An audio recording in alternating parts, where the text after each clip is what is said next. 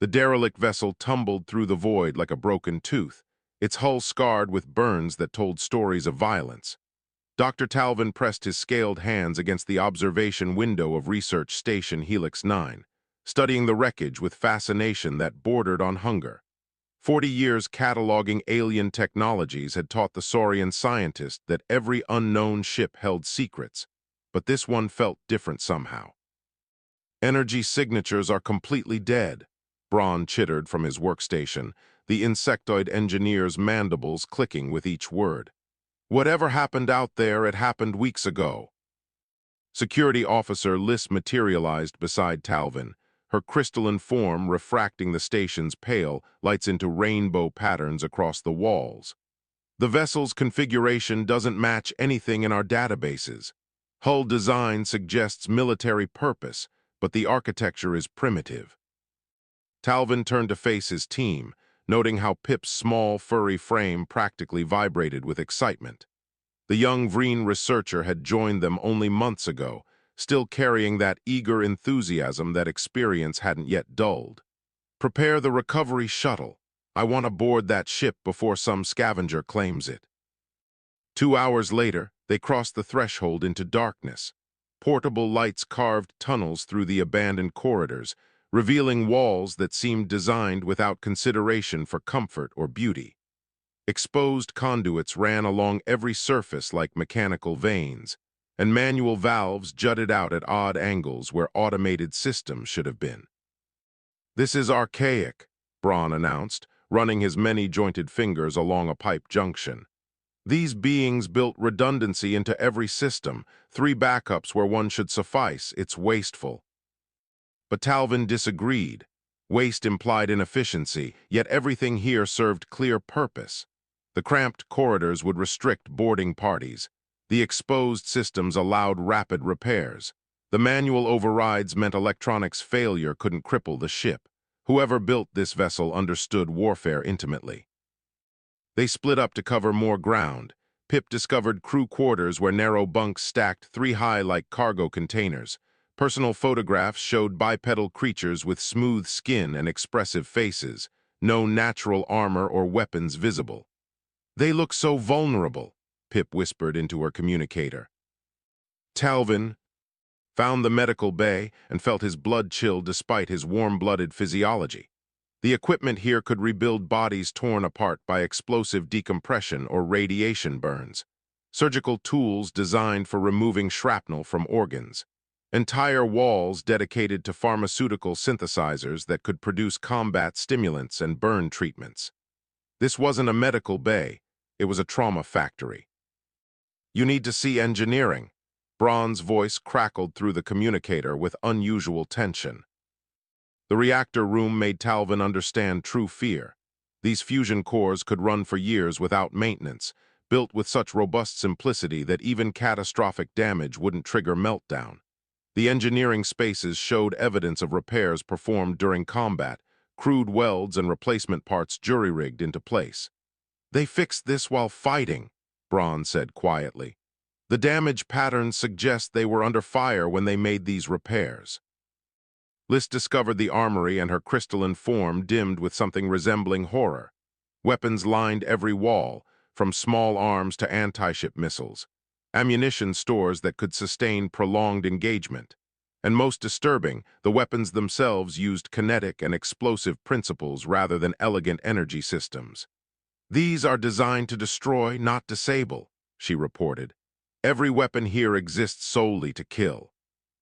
They reconvened at the bridge, a cramped space dominated by tactical displays and redundant control stations. Braun managed to activate emergency power using their portable generator, and suddenly the ship groaned to life like a mechanical ghost.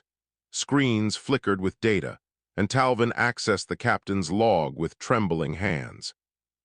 The translation protocols worked slowly, parsing an unknown language into something comprehensible. The first entries spoke of routine patrol duties protecting civilian shipping lanes. Then came reports of raiders, hostile forces that preyed on unarmed transports. The tone shifted from professional documentation to grim determination. Final log entry, Talvin read aloud, his voice steady despite the dread coiling in his stomach. Engagement Day 6, hull breaches on decks 4 through 7, casualties at 63%, but the convoy made it. All civilian transports reached safe harbor. He paused, processing the implications. Evacuation order given, crew to abandon ship. Life pods, ship's AI programmed for self-destruct to deny enemy salvage. The silence stretched like vacuum as his team absorbed this information. 247 beings had crewed this vessel. They had fought for 6 days against overwhelming odds. They had died protecting strangers. They won, Pip said softly. The civilians survived. At what cost? Liz asked, though her tone suggested she already knew the answer. Talvin pulled up additional files, his translator working frantically. According to these records, this vessel is classified as a light escort frigate. It's considered a small ship in their fleet hierarchy. Braun's mandibles froze mid-click. Small? This ship carries enough firepower to challenge a galactic cruiser. If this is their idea of a light escort, what do their battleships look like? The emergency communicator on Talvin's belt chirped with an incoming transmission from the Galactic Council. He accepted the call, still staring at the ship's specifications displayed across multiple screens. Dr. Talvin, your preliminary report has caused significant concern among council members. We're dispatching additional researchers and military analysts. Whatever you've found appears to represent a previously unknown technological civilization.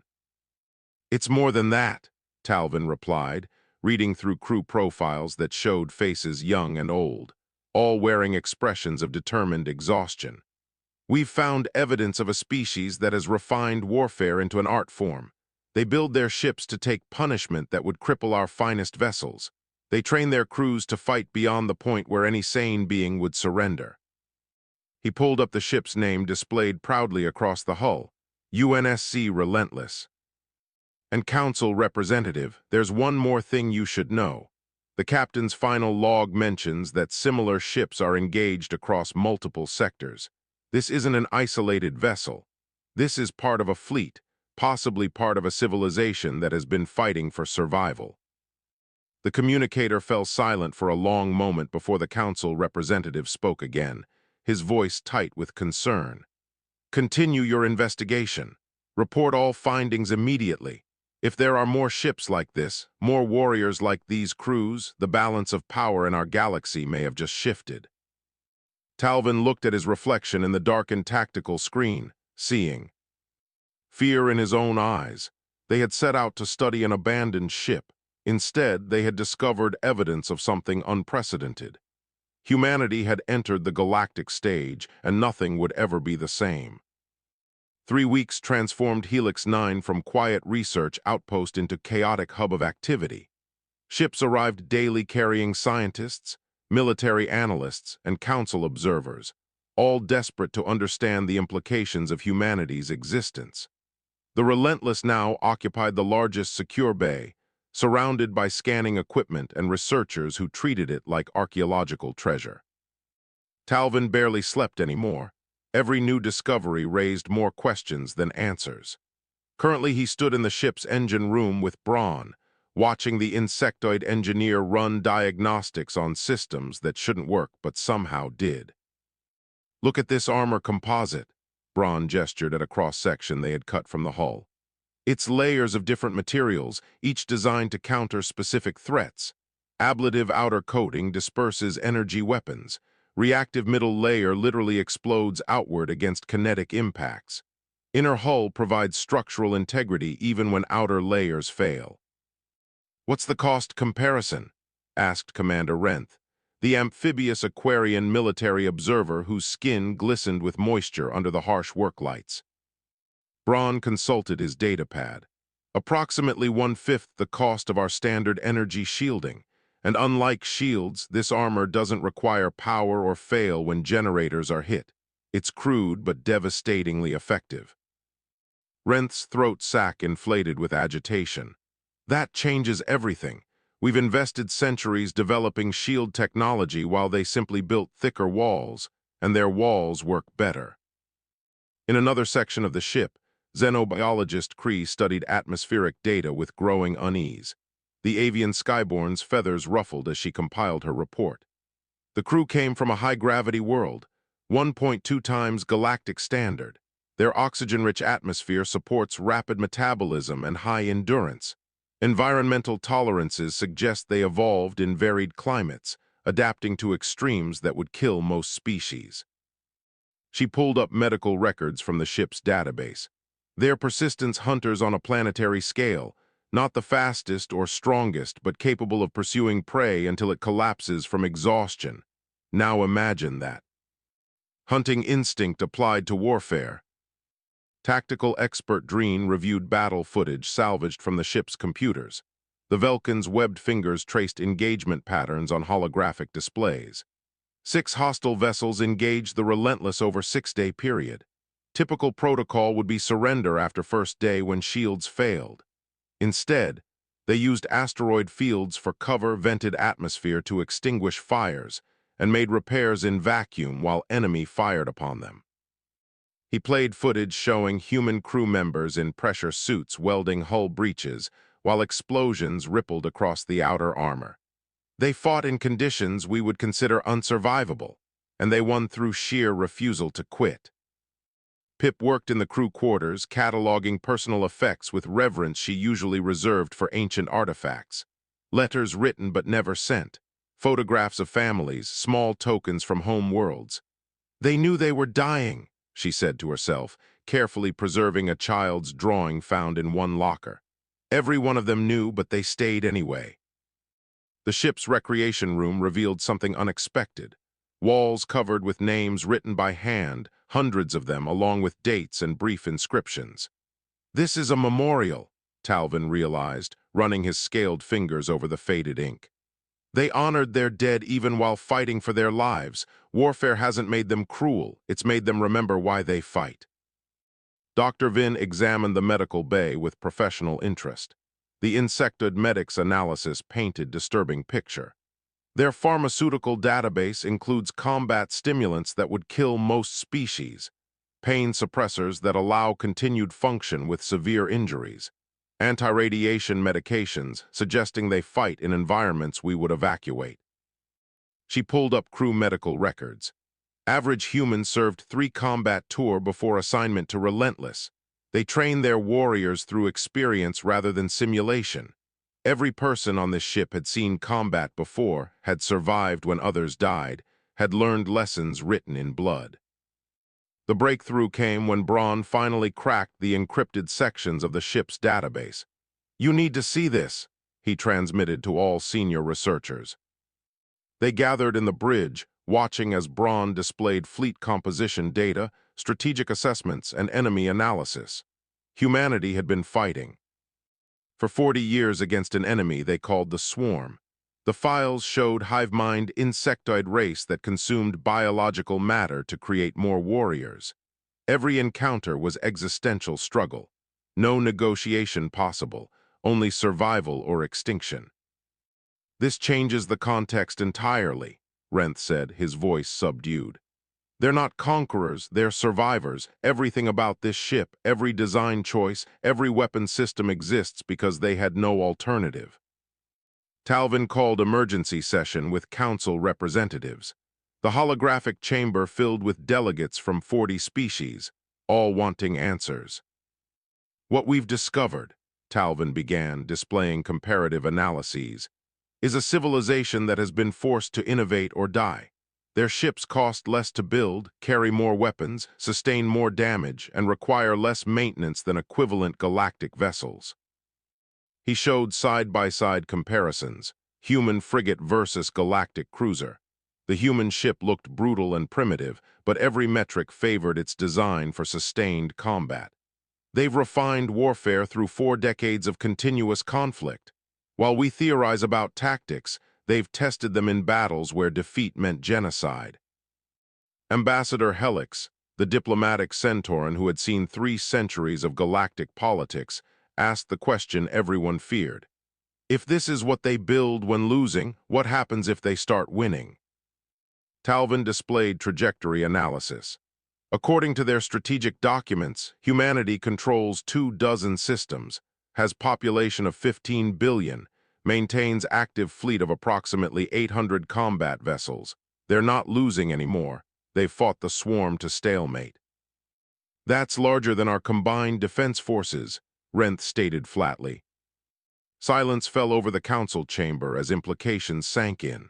Somewhere out there, humanity waged war on scale galactic civilization hadn't seen in millennia.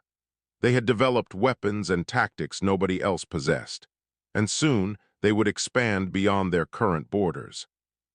Are they threat? Someone asked.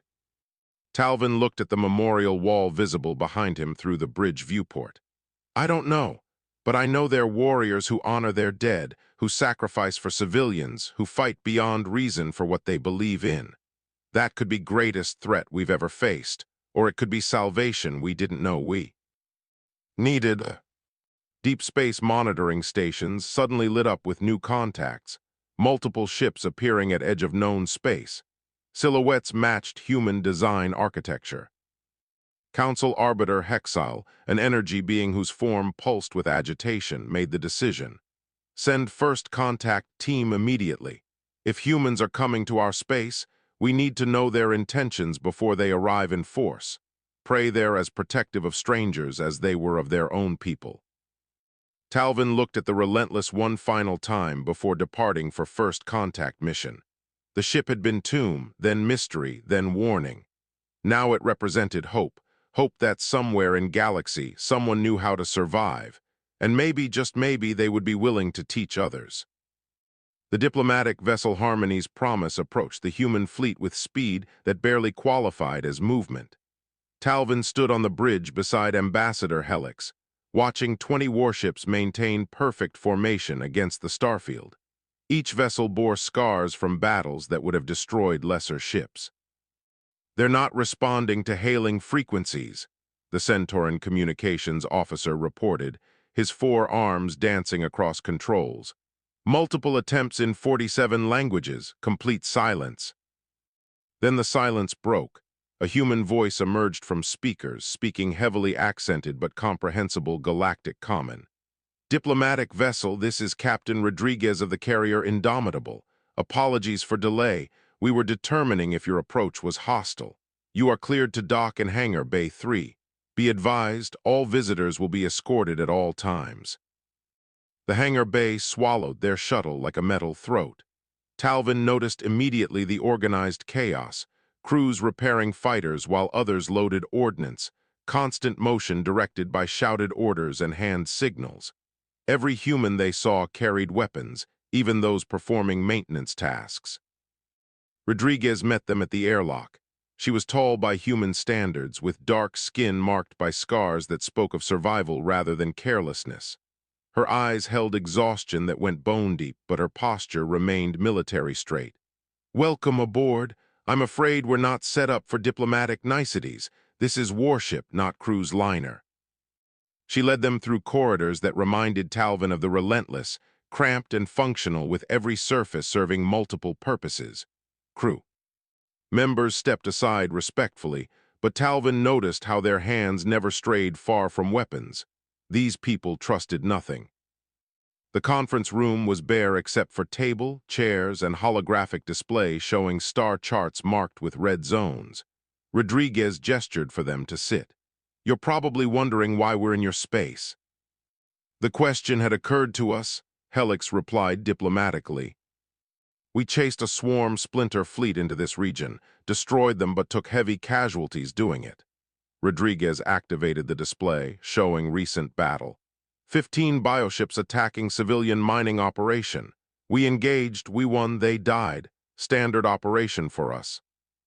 She pulled up footage that made Talvin's stomach clench. Writhing organic ships covered in weapons that looked grown rather than built. Swarms of smaller creatures launching from carrier organisms. And the sheer numbers, wave after wave, crashing against human defensive lines. This is what we've fought for 40 years, Rodriguez continued, her voice flat with practiced detachment. No negotiation possible. They see biological matter as resource to be consumed. Every encounter is fight to extinction, theirs or ours. Commander Renth leaned forward. Your tactics, your ship designs, everything makes sense now. You weren't preparing for war, you were already in one. We didn't choose this, Rodriguez said, and for a moment her mask slipped, showing grief underneath. 40 years ago, we were exploring, making first contact with other species, building colonies. Then the swarm found us. 3 worlds consumed before we understood what we faced. 7 billion dead before we learned to fight back. She pulled up image of Earth from space, blue-green jewel against black void. That's what we protect. 15 billion people on 24 worlds who want nothing more than to live in peace, and will keep fighting until either the swarm is extinct or we are. Yara, the empathic Mindari, had been silent until now. May I ask personal question? How do you maintain hope after 4 decades of war? Rodriguez considered the question seriously. We remember what we're fighting for. Every ship has memorial wall where we write names of fallen comrades. Every engagement has purpose beyond just survival. We fight so our children won't have to. We die so others can live. That gives meaning to the sacrifice. Helix formally offered sanctuary. Repair facilities, medical aid, safe harbor. Rodriguez's eyes showed surprise, then suspicion. Why would you help us? You don't know us, don't owe us anything. Because no species should face extinction alone, Helix replied simply. The tour Rodriguez offered showed human reality.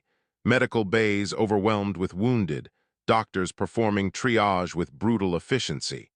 Crew quarters where personal space was luxury nobody could afford. Mess halls serving nutritious but bland food designed for function rather than pleasure. And everywhere, the sense of people pushed to their limits but refusing to break.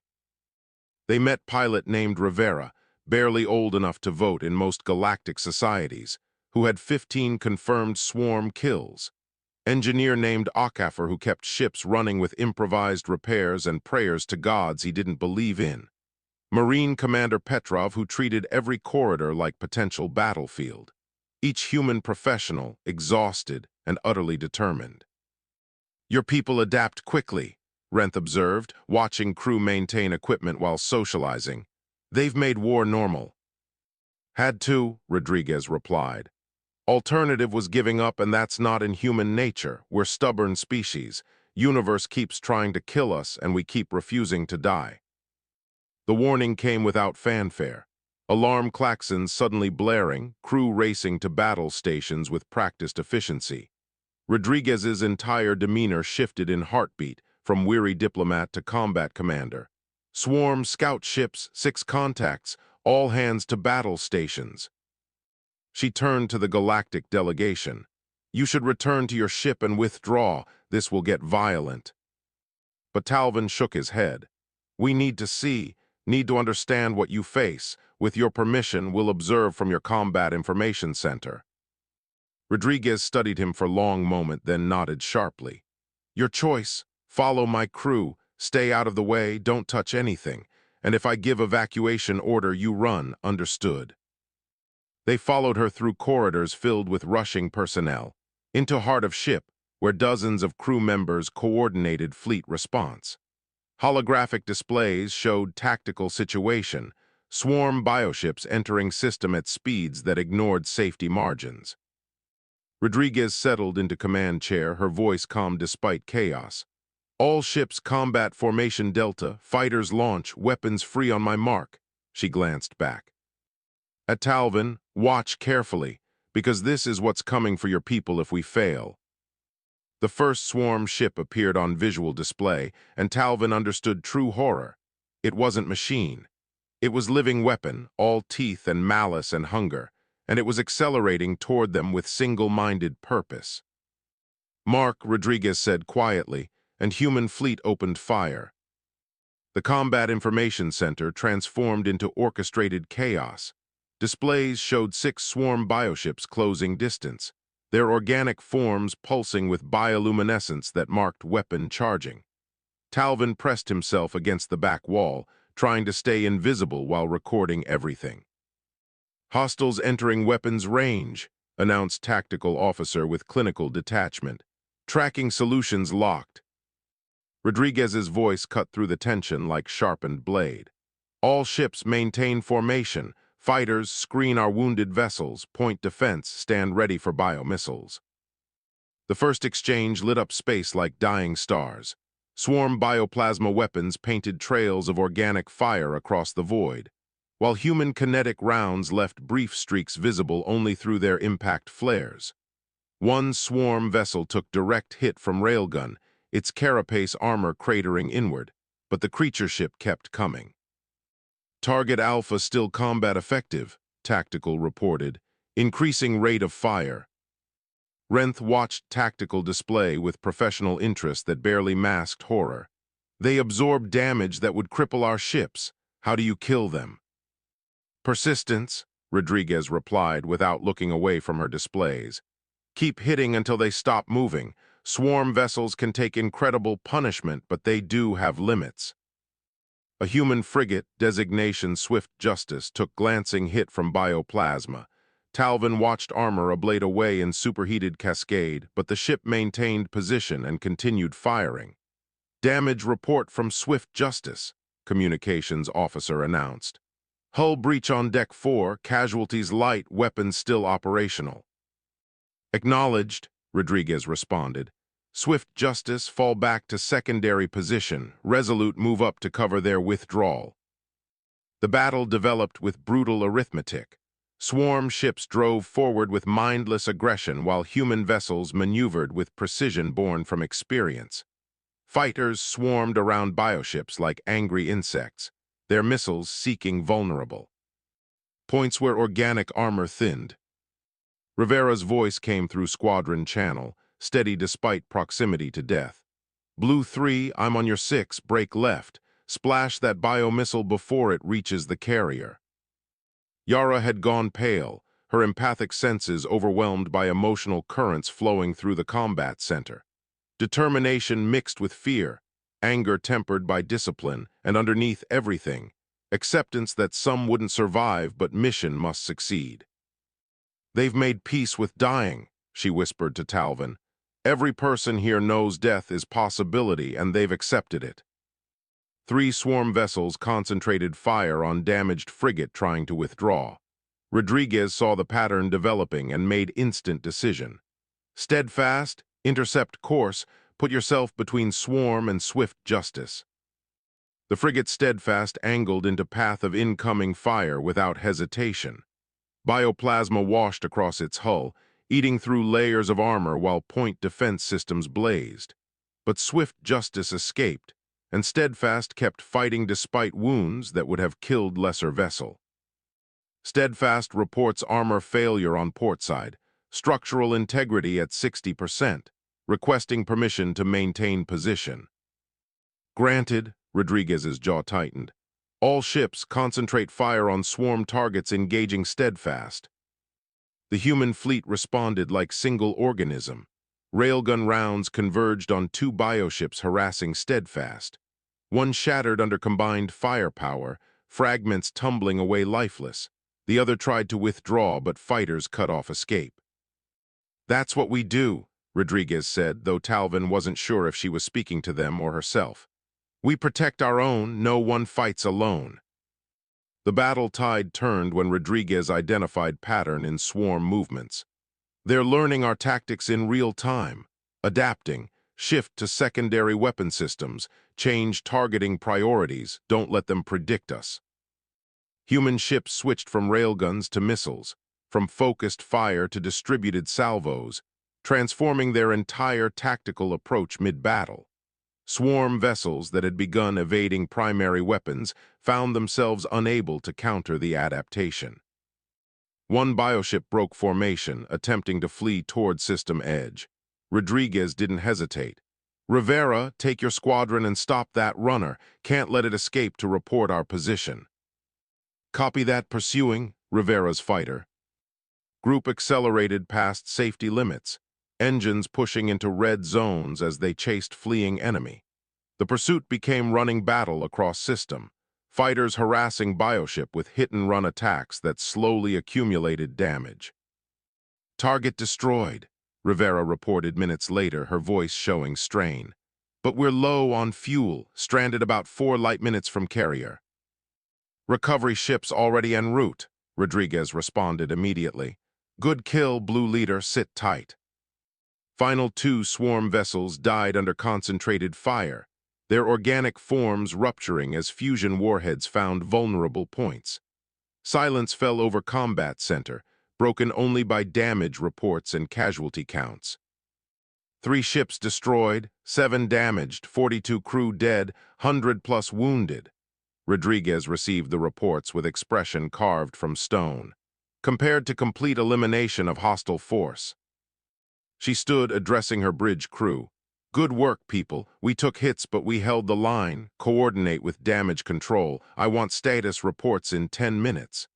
Then she turned to Galactic delegation. That was minor engagement by our standards. Typical swarm attack involves hundreds of bioships. Talvin couldn't speak. He had watched battle that would be studied in galactic military academies for generations, except it was just another day for humans. The medical bay overwhelmed his senses. Wounded everywhere, doctors working with speed that sacrificed gentleness for efficiency. One young human, couldn't be more than 20 standard years, had severe burns across entire arm but was arguing with medic about returning to duty. You can't fight with that injury, the medic insisted. Can still operate sensors with one arm, the wounded sailor replied stubbornly. Rodriguez appeared, cutting through argument with simple command. Stand down, sailor, you've done your part, let others take the watch. She waited until the wounded sailor reluctantly agreed, then led delegation away. That's what we're fighting, that determination, multiply it by millions, and you understand why we haven't lost yet. Hours later, after brief memorial service where Rodriguez read names of fallen without ceremony or extended grief, she met with Helix to discuss future. Your people need our help, Helix stated. But more than that, we need your knowledge. The swarm won't stop at humanity, they'll keep spreading. Rodriguez studied star charts showing galactic territories. We can teach you what we've learned, how to fight them, how to survive, but understand this isn't theoretical. This is 40 years of blood and failure and hard-won victories. You'll need to transform your entire military philosophy. We're willing to learn, Helix paused. The question is, are your people willing to trust us? Rodriguez smiled without humor. We've been alone for 4 decades, fighting, dying, holding the line with no help. You're offering partnership? She extended her hand. We'd be fools to refuse. As they shook hands, alarms sounded again. But this time, sensors showed friendly contacts. 30 human warships entering system, reinforcements arriving from deeper in human space. The fleet's arriving, Rodriguez said with first genuine smile Talvin had seen. Maybe we can do more than just survive, maybe we can win. 6 months transformed the galaxy in ways nobody anticipated. Admiral Chen stood before the Galactic Council, his weathered face displaying maps that showed red zones expanding like infection. Beside him, Rodriguez provided tactical commentary that made representatives shift uncomfortably. Current projections show swarm reaching core territories within 2 years, Chen announced without preamble. Your defensive posture is inadequate, your ships are fragile, your crews lack combat experience. Facing swarm with current capabilities would result in catastrophic losses. He paused, letting that sink in. However, there is alternative. If you're willing to learn, willing to change, willing to accept that survival requires sacrifice. On military academy grounds orbiting the Council homeworld, Lieutenant Santos drilled Centauran cadets through damage control procedures that seemed excessive to species accustomed to shields protecting them. Your ship will get hit, she shouted over sound of simulated explosions. Shields will fail, armor will breach, people will die, but the ship keeps fighting. That's what separates survivors from casualties. A young Centauran cadet raised his hand. Instructor, shouldn't we retreat when shields fail? Santos fixed him with look that had intimidated countless recruits. You retreat when the mission is complete or when ordered, not when things get uncomfortable. Swarm doesn't care about your comfort. They care about consuming your biomass. Now run the drill again. Massive. Shipyards orbited industrial worlds, where human engineers worked alongside galactic designers creating hybrid vessels. Chief Ockafer inspected welds personally, his standards uncompromising. "This joint will hold lives," he explained to confused Chithar worker. "Every rivet, every seal, every structural member might be difference between crew living or dying. Do it right or do it again." The new ship classes emerged from construction bays, combining galactic shield technology with human armor philosophy. Distributed systems that couldn't be disabled by single hit. Redundant controls that allowed operation even with massive damage. Weapons that prioritized reliability over sophistication. Research stations buzzed with collaboration that crossed species barriers. Human kinetic weapons integrated with galactic targeting systems created weapons with unprecedented accuracy and hitting power. Galactic sensors enhanced by human tactical software could track swarm movements through interference that previously rendered them invisible. Braun worked beside human physicist named Williams, their argument about power distribution both heated and productive. "Your approach wastes energy," Braun insisted. "My approach keeps weapons firing when main power fails," Williams countered. "In combat, redundancy beats efficiency every time." They compromised, creating system that satisfied both concerns. Celebration involved beverage that neither species could properly digest, but friendship transcended biology. The cultural exchange happened in mess halls and recreation areas where humans taught others their dark humor while learning to appreciate galactic arts. Pip watched as human Marine taught Lumini security officer hand-to-hand combat techniques, while Lumini explained her species' philosophical approach to conflict. "You fight like it's personal," the Lumini observed. "It is personal," the Marine replied. "Everything trying to kill me, I take that personally." Warning klaxons interrupted the gradual integration. Swarm probe force detected entering outer system. This time, mixed fleet deployed. 20 human vessels alongside 30 galactic ships flying in combined formation. Rodriguez commanded from Indomitable while Galactic Admiral Torin coordinated his forces from Cruiser Radiance. "All ships, maintain formation, remember training, trust your allies." Rodriguez's voice steady over fleet channel. 15. Swarm bioships emerged from jump points, their organic forms writhing with hostile intent. Opening exchange proved the training's worth. Galactic vessels with new hybrid armor held formation under fire that would have shattered older ships. But some captains hesitated, instincts screaming retreat when shields flickered. "Radiance, this is steadfast. Taking hits meant for you. Hold position." The human frigate angled between swarm fire and damaged galactic cruiser, its scarred hull accepting punishment that would have destroyed lesser vessel. Captain Torin of Radiance watched human sacrifice and made decision. His people wouldn't hide behind others. "All ships, advance, target swarm vessel Delta, concentrated fire." Saurian destroyer commander Velkin led his ship into close range, using tactics learned from human instructors. Precision fire targeting vulnerable biosections. His vessel took damage but crippled swarm ship in exchange. "Kill confirmed." His voice shook with adrenaline and pride. "We did it. We actually did it." The battle evolved into demonstration of alliance potential. Human aggression combined with galactic precision. Centauran strategic thinking merged with human tactical flexibility. Fighter squadrons mixed human pilots with Lumini, whose unique perceptions provided advantage Swarm couldn't counter. Rivera coordinated with Lumini pilot named Cries, their different species' strengths complemented perfectly. "You see them before I do," Rivera acknowledged. "I'll follow your lead on approach." "And I'll trust your instinct on engagement range," Cries replied. "Together we're better than either alone." Victory came with casualties lower than projections. 2 ships damaged, minimal crew losses, compared to earlier simulations predicting 50% casualties. Triumph felt earned rather than lucky. Rodriguez addressed Combined Fleet. Today you proved something important. You're not victims waiting to be saved. You're warriors who can defend your own. Humanity stands with you, but the victory was yours. Galactic crews celebrated their survival, knowing for first time they could fight and win. Council chambers transformed from panic to planning, defensive networks established, mixed garrisons deployed, integrated command structure that utilized each species' strengths.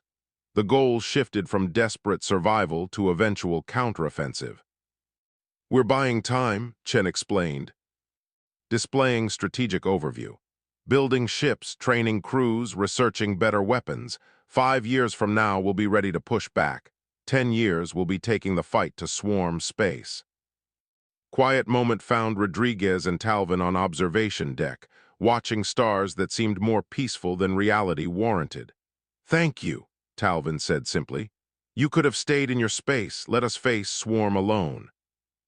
"We remember being alone," Rodriguez replied. "Remember the desperation, the fear, the certainty that we'd fight until extinction. Won't let others feel that if we can help." Throughout the fleet, bonds formed between species that barely knew each other months ago. Pip coordinated research efforts.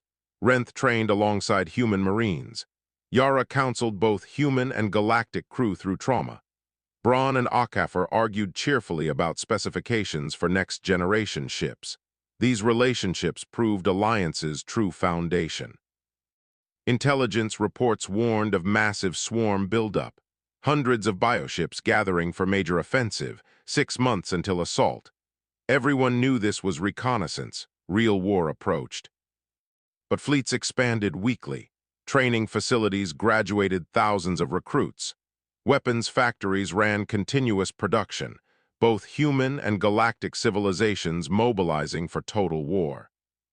Final council session before deployment found Chen and Rodriguez presenting united front. "6 months ago, you were alone and unprepared," Rodriguez said. "Today you stand with humanity, and humanity stands with you. Swarm has never faced united galaxy." The fleet departed for forward defensive positions. Hundreds of ships flying combined formation. Human vessels alongside galactic designs. Crews that trusted each other with their lives. They weren't just military force. They were symbol of what cooperation could achieve. Talvin's final log entry reflected transformation. "I feared humans when we found relentless, afraid of what they represented.